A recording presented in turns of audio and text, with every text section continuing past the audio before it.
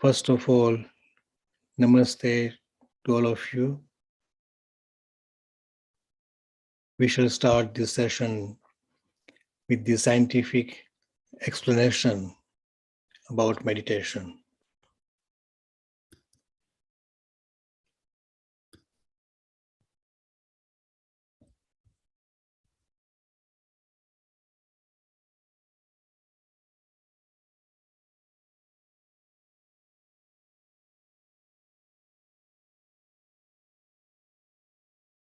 First of all, as we know that, let us break our current breathing pattern, because when we break the breathing pattern, those spying 175 neurons in the prebot C in our brainstem inform our brain's control center that something has been changed.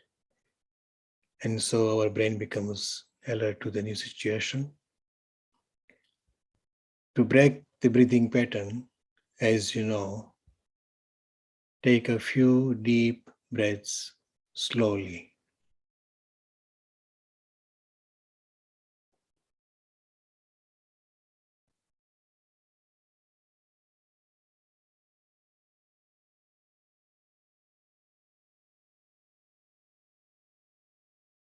The hypothalamus, pituitary gland, thyroid, and adrenal glands, ovaries, and testes are major constituents of the endocrine system. The part of the brain called hypothalamus produces a hormone called GnRH, gonadotropin releasing hormone.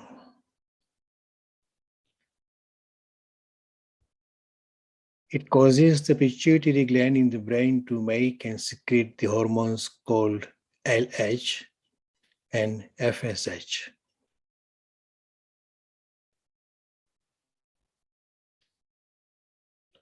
Now, follicle stimulating hormone, FSH, is a hormone responsible for raising the estrogen, the primary female hormone level.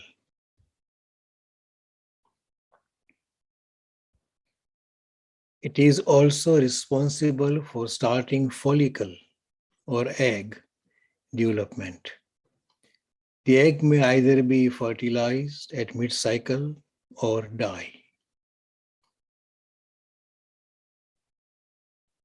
LH, in synergy with follicle stimulating hormone, stimulates follicular growth and ovulation.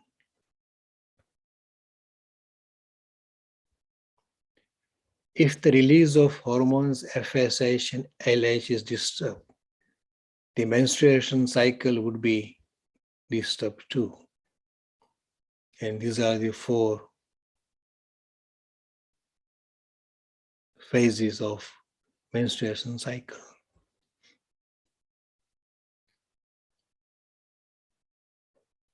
When one is feeling high stress, brain releases a particular hormone called cortisol to deal with high stress.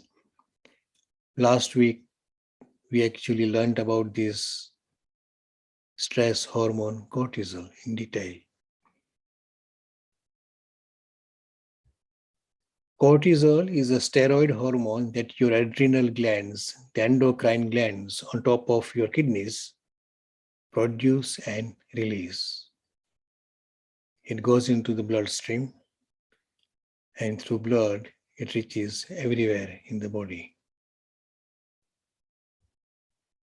Now, what happens? High stress raises cortisol, which is a stress hormone. To deal with stress, body releases this cortisol.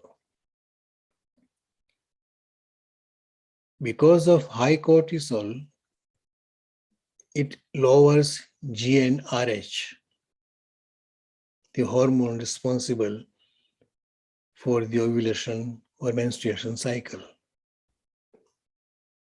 Lower GnRH lowers FSH, the follicular stimulating hormone, and LH, luteinizing hormone.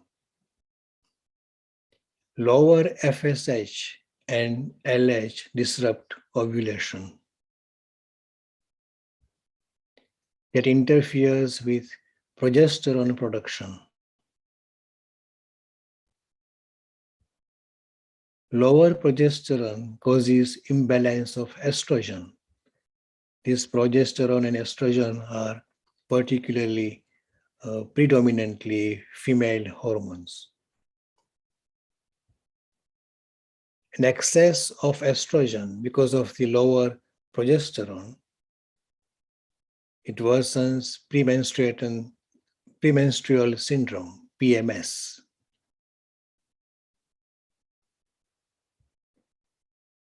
PMS has a wide variety of signs and symptoms like depression, tender breasts, bloating of abdomen, irritability and aggression, headaches, anxiety, tiredness, and food cravings.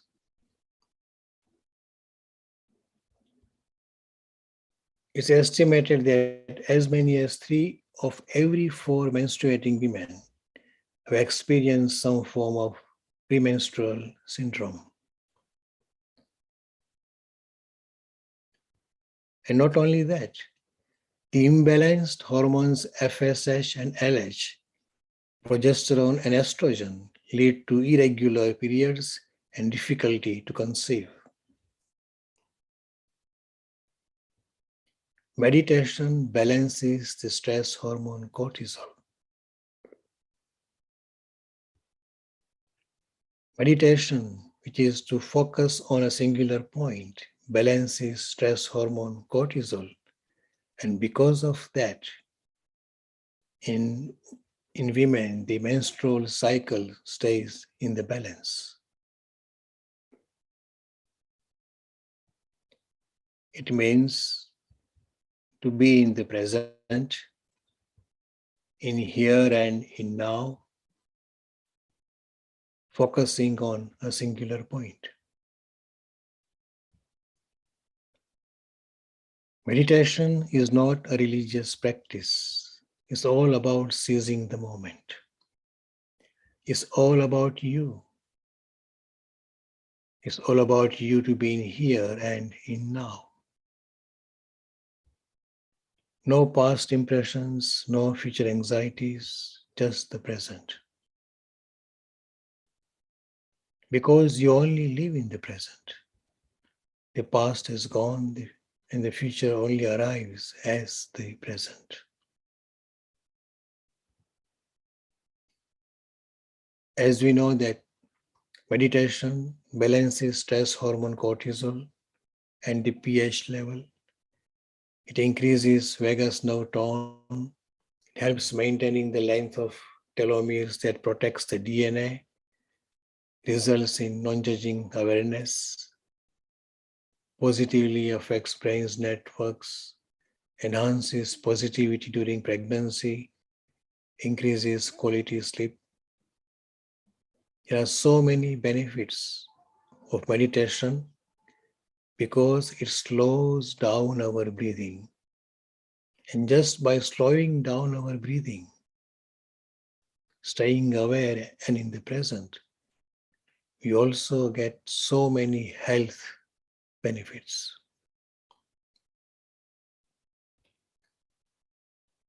Just by practicing meditation for 10 minutes a day, will start increasing your gray matter. And as you increase the length of your meditation, it also gives us so many benefits, psychological and biological. So let us practice the meditation for about half an hour. You know what to do. Sit or lie in a comfortable position. Close your eyes, interlock your fingers. Or if you're lying down, then keep your palms and hands on your sides. Focus your mind at your nostrils when you breathe in and breathe out. Do not roll your eyeballs towards nostrils, otherwise it will give you a headache. Keep observing your breaths going in and going, coming out at nostrils. If your mind wanders around, then bring it back to your nostrils to observe your breaths. Do not try to breathe deep. Breathe naturally. Your breathing will automatically slow down. Keep observing your breaths.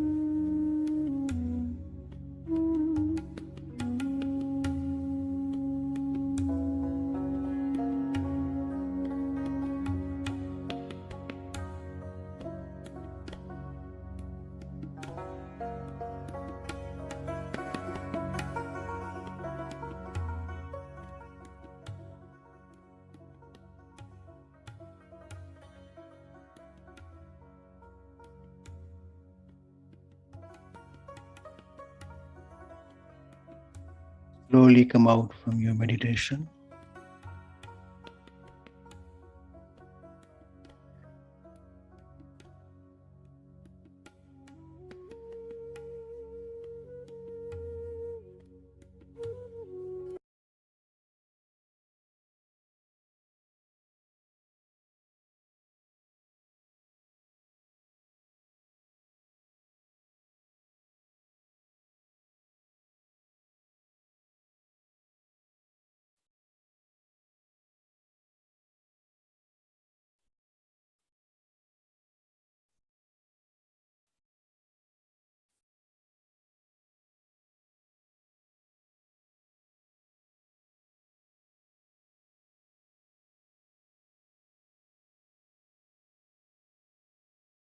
Today's subject from Sakshupanishad is what is no mindness or no mind zone?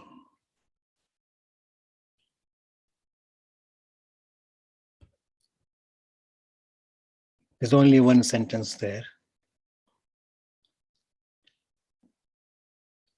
When you find yourself, you will find that the only thing to find was to lose yourself.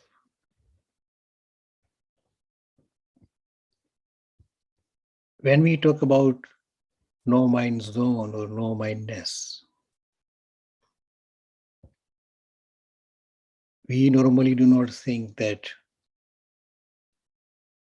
no mindness or no mind zone simply means the absolute silence.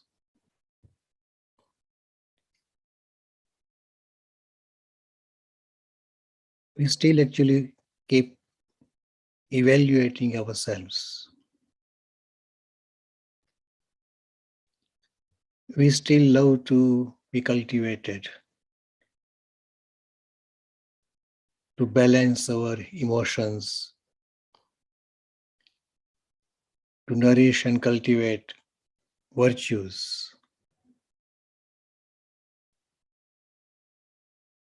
We do not ever think that no mindness or no mind zone simply means losing ourselves. When Buddha was enlightened, the first thing he said that to reach here, I did not have to do anything because you are that. As Upanishad says, Tattvamasi, you are that. Or I am that. Or all this existence is me and I am all this existence. So there remains no other. Until we do not lose ourselves, we cannot be one with the all-pervading existence. We have to let go our mind. We have to let go our thoughts just by observing them. We do not need to replace our thoughts by other thoughts. If you have vision, if you have some kind of glimpse, if you are hearing some voices, if you are still relying on the external help of guiding hands and other things, then we are still thinking. And as we are still thinking, we are still with our mind. To go beyond mind, to go into the mind, no mind zone or no mindness, only thing we have to do is to lose ourselves. We have to let go the existence we are confined in, which is our body, our mind. Until that, we will still be in the mind zone. We will be thinking about so many things. We will be always waiting for some angel or some messenger or some incarnation, some avatar, some guru, some guide to lead us. But we only need to go within. And by going within, we lose ourselves. So what is the barometer? What is the litmus test that we are entering into no mindness or no mind zone? There's only one litmus paper test, and that is if we are still thinking, if we are still hearing, if we are still waiting for something, then we haven't yet lost ourselves. We are still in the mind zone. We are still with our mind.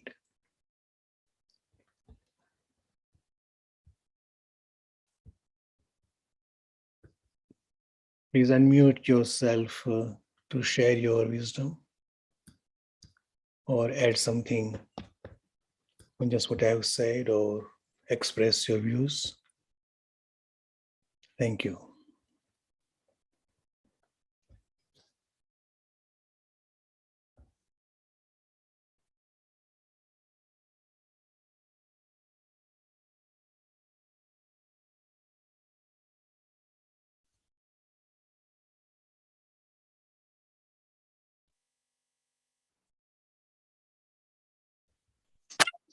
Is Sunya Sthiti and no mindness is the same?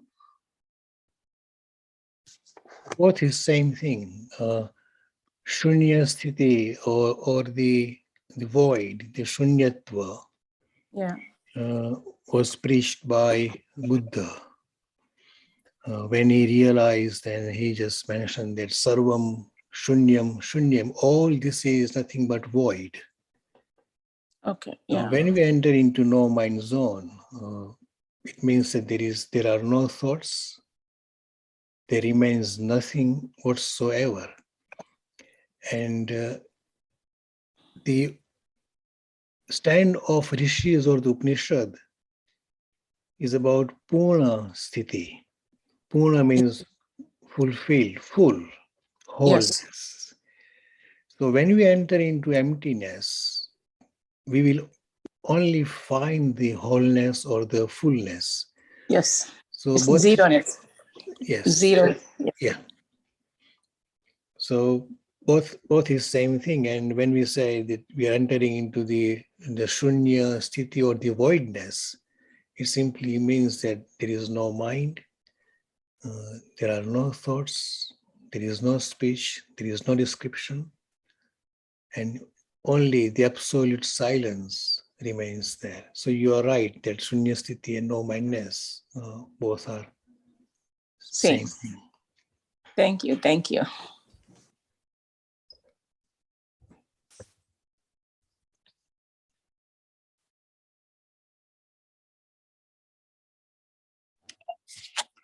Vijayji, I have a short question.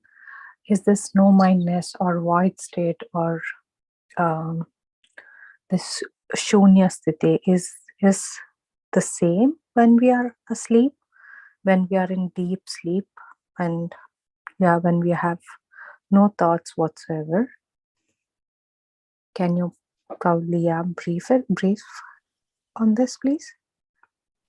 The only difference between the shunya sthiti and deep sleep, that shunya sthiti is attained with awareness, while the deep sleep is not with awareness.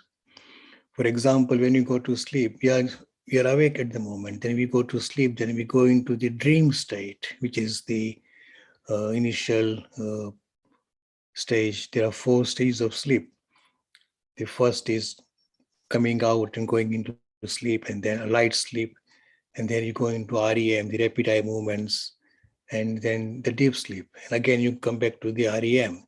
Now, that deep sleep is not actually attained by with awareness. So when we attain the deep sleep or the voidness or the shunya sthiti with awareness, then it is called the shunya sthiti or the void. But just going into deep sleep biologically, it does not mean that we have attained the shunya sthiti or the voidness. Definitely, it looks similar. It's like there's a saying there. What is the difference between a mad person or lunatic person and the one who has realized or attained the absolute? Because both will be behaving in same manner. But the mad person or that lunatic person does not know actually what he is doing, while the realized person knows exactly what he is or she is doing and what is this all about. So the deep sleep and the void, they looks or feels, they both feel similar, but there is a difference there. With awareness, it is void or shunya sthiti.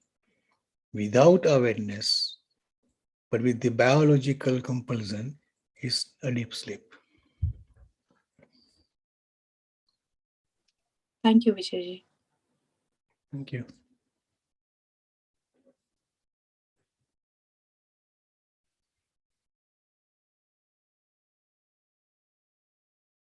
Let us conclude today's session. Madhumita ji. Okay, sir. Thank you so much.